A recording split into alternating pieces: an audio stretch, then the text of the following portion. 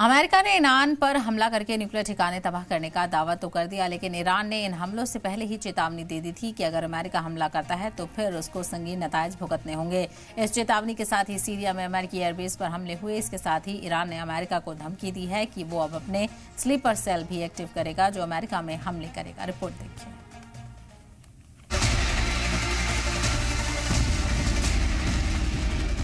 अमेरिकी हमले में न्यूक्लियर साइट्स तबाह होने के बाद अब ईरान के निशाने पर सिर्फ इजराइल नहीं बल्कि अमेरिका भी है। ईरान इजराइल से तो डायरेक्ट लड़ रहा है, लेकिन इंटेलिजेंस रिपोर्ट की माने तो अमेरिका के खिलाफ अब ईरान के स्लीपर सेल लड़ेंगे, क्योंकि ईरान को शक था कि इजराइल से जंग हुई तो अमेरिका बीच में जरूर आएगा, क्योंकि इजराइल अकेले ईरान को मात नहीं दे पाएगा, बल्कि ईरान की बैलिस्टिक मिसाइल इजराइल को भारी नुकसान पहुँचाएंगी। इसी वजह से ईरान ने G7 की बैठक में ही अमेरिका को पैगाम पहुंचा दिया था कि अगर अमेरिका ईरान के न्यूक्लियर ठिकानों पर हमला करेगा तो ईरान अमेरिका में अपने स्लीपर सेल एक्टिव कर देगा।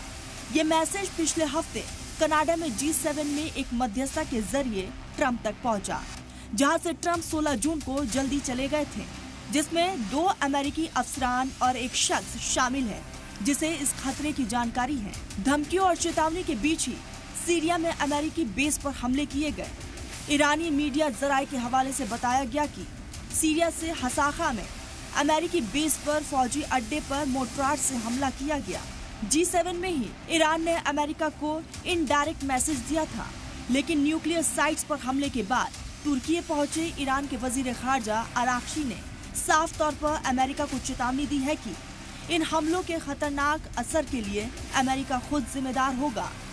अराक्ची ने कहा कि जंग में अमेरिकी इंतजामिया का ये हमला अमेरिका में खतरनाक और दूररस अलप डालेगा, जिसके लिए ट्रंप इंतजामिया जिम्मेदार है।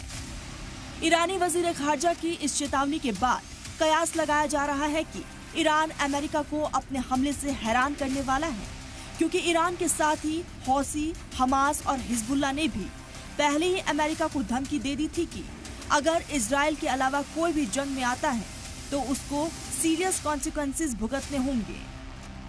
ब्यूरो रिपोर्ट, सलाम टीवी।